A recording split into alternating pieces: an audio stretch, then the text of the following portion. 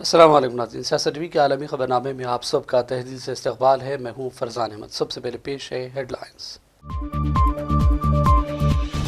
Hamas نے 4 اسرائیلی خواتین قیدیوں کو رہا کر دیا۔ جواب میں 200 فلسطینی قیدیوں کی اسرائیلی جیلوں سے رہائی متوقع۔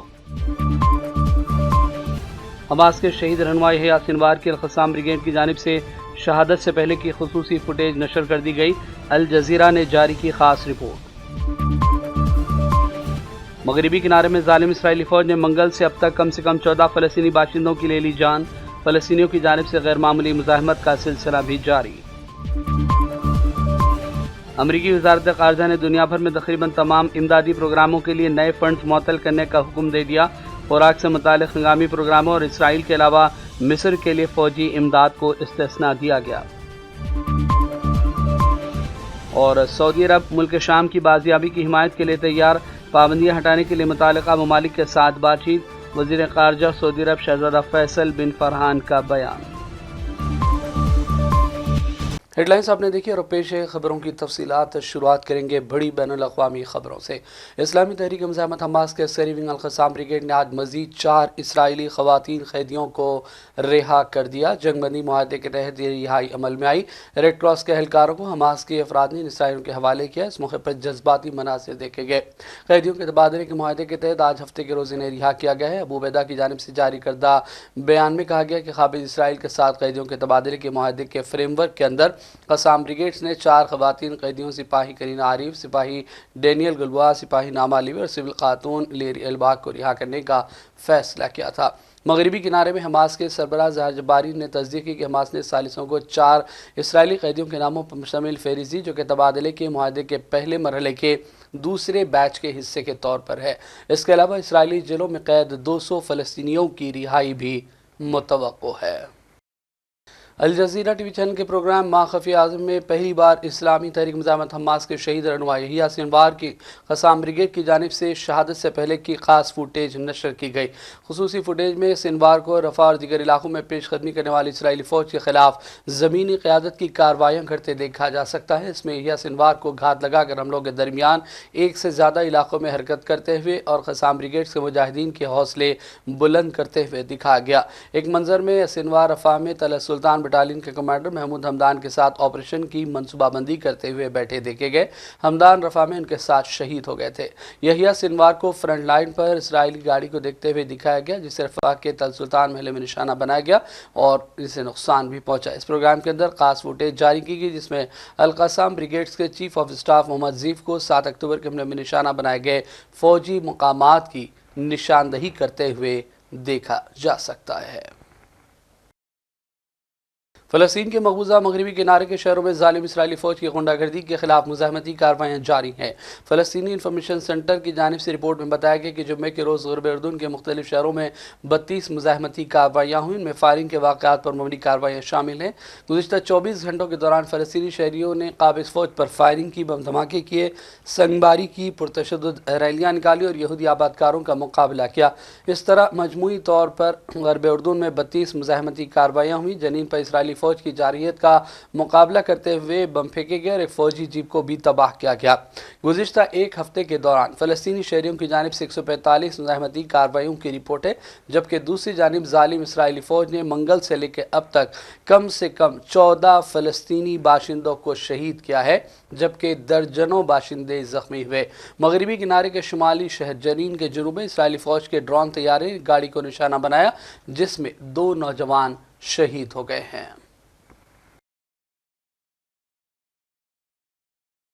حماس نے اسرائیل کے ساتھ جنگ کے آغاز سے لے کر اب تک 10 سے 15 ہزار کے درمیان ارکان بھرتی کر لیے۔ یہ بات امریکی انٹیلیجنس سے واقفیت رکھنے والے 2 کانگریسی ذرائع نے بتائی۔ اس سے ظاہر ہوتا ہے کہ مزاحمت کار اسرائیل کے لیے مستقل خطرہ بن سکتے ہیں۔ ذرائع کے مطابق انٹیلیجنس سے پتہ چلا کہ اس عرصے کے دوران اتنی ہی تعداد میں حماس کے جنگجو شہید بھی ہوئے۔ حماس نے کامیابی کے ساتھ نئے ارکان کو بھرتی کیا، لیکن ان میں سے کئی نوجوان ابھی غیر تربیت یافتہ ہیں اور انہیں سادہ سیکورٹی مقاصد کے لیے استعمال کیا جا رہا ہے۔ اس سے قبل سابق امریکی امریکی وزیر خزانہ اینٹونی بلنکن نے کہا تھا کہ جب بھی اسرائیل اپنی فوجی کارروائیاں مکمل کرنے کے بعد دستبردار ہوتا ہے تو حماس کے ارکان دوبارہ منظم ہو جاتے ہیں اور ابھرتے ہیں، کیونکہ اس خلا کو پر کرنے کے لیے اور کچھ نہیں ہے۔ اسرائیل اور امریکہ دونوں حماس کو دہشت گرد گروپ بھی قرار دیتے ہیں۔ امریکہ کی وزارت خارجہ نے ایک بڑے فیصلے میں دنیا بھر میں تقریباً تمام امدادی پروگراموں کے لیے نئے فنڈز معطل کرنے کا حکم دے دیا۔ اس حکم میں خوراک سے متعلق ہنگامی پروگراموں اور اسرائیل کے علاوہ مصر کے لیے فوجی امداد کو استثناء دیا گیا۔ اس اقدام سے دنیا بھر میں امریکی امداد سے چلنے والے اربوں ڈالر کے صحت، تعلیم، جاب ٹریننگ، انسداد بدعنوانی اور سیکیورٹی سے متعلق منصوبوں کے لیے خطرات پیدا ہو گئے۔ پیش ہے اس حوالے سے سیاست ٹی وی کی یہ تفصیلی رپورٹ۔ امریکہ کی وزارت خارجہ نے دنیا بھر میں تقریباً تمام امدادی پروگراموں کے لیے نئے فنڈز معطل کرنے کا حکم دے دیا ہے۔ اطلاعات کے مطابق اس حکم میں خوراک سے متعلق ہنگامی پروگرامز اور اسرائیل کے علاوہ مصر کے لیے فوجی امداد کو بھی استثناء دیا گیا۔ اس اقدام سے دنیا بھر میں امریکی امداد سے چلنے ہونے والے اربوں ڈالر کے صحت، تعلیم، جاب ٹریننگ، انسداد بدعنوانی اور سیکیورٹی سے متعلق منصوبوں کے لیے خطرات پیدا ہو گئے ہیں۔ امریکہ عالمی سطح پر سب سے زیادہ امدادی فنڈز جاری کرتا ہے اور سن 2023 کے دوران یہ فنڈ 60 ارب ڈالر تھے، جو کہ امریکی بجٹ کا 1% بنتا ہے۔ وزیر خارجہ مارکو روبیو کی جانب سے جاری کیا گیا بیان ایک کیبل کی صورت میں دنیا میں کام کرنے والی امریکی سفارت خانوں کو بھجوا دیا گیا۔ ان پروگراموں کو استثناء دیا گیا ہے، جیسا کہ سوڈان میں قحط کے خطرات کے پیش نظر چل رہا ہے، لاکھوں لوگوں کے لیے خوراک کا بندوبست کیا جاتا ہے۔ اس کیبل میں امداد منجمد کرنے سے متعلق ایگزیکٹو آرڈر کا تذکرہ کیا گیا، جس پر صدر ڈونلڈ ٹرمپ نے پیر کو دستخط کر دیے تھے۔ اس آرڈر میں زندگی بچانے کے صحت کے پروگراموں، کلینکس اور حفاظتی ڈیگوں کے پروگرام کے لیے کوئی چھوٹ شامل نہیں، جس پر انسانی ہمدردی کے اداروں میں کام کرنے والے حکام نے مایوسی کا اظہار کیا۔ جن منصوبوں کے لیے فنڈز منجمد کیے گئے ان میں عالمی طور پر بہت زیادہ سراہا جانے والا ایڈز کے خلاف پروگرام بھی شامل ہے، جو اب مزید 3 ماہ تک ہی جاری رہ سکے گا۔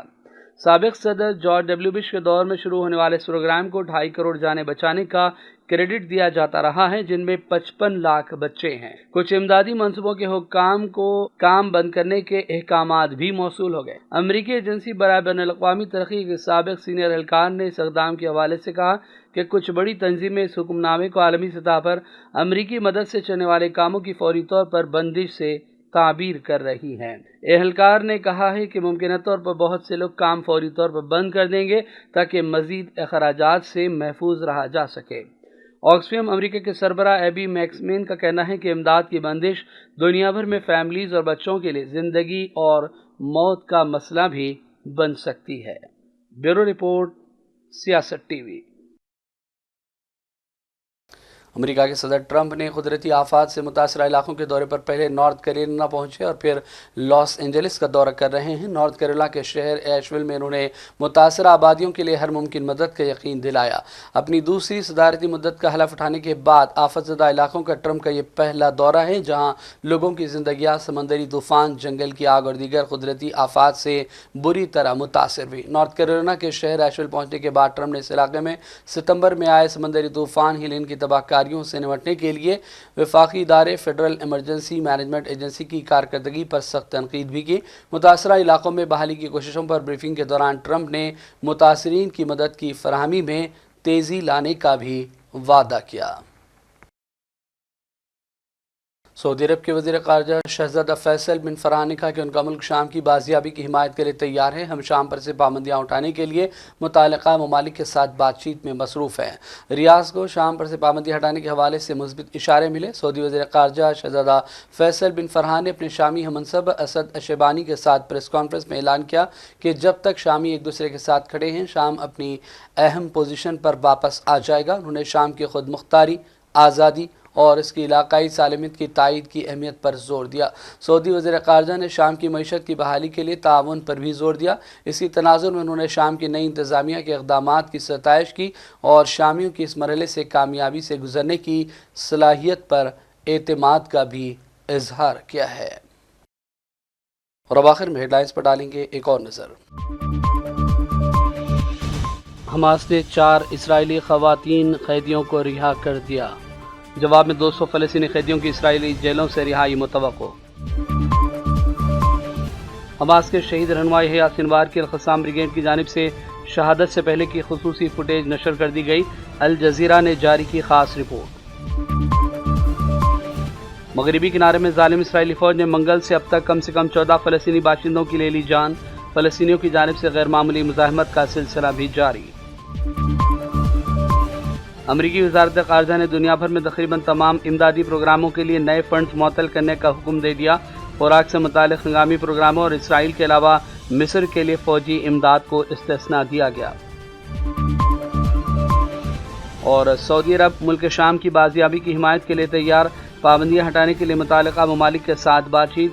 وزیر خارجہ سعودی عرب شہزادہ فیصل بن فرحان کا بیان۔ عالمی خبرنامے کا سلسلہ فی الحال یہی ختم کرتے ہیں۔ محمد فرزان احمد کو پوری ٹیم کے ساتھ اجازت دیں۔ دیکھتے رہیے سیاست ٹی وی۔ اللہ حافظ۔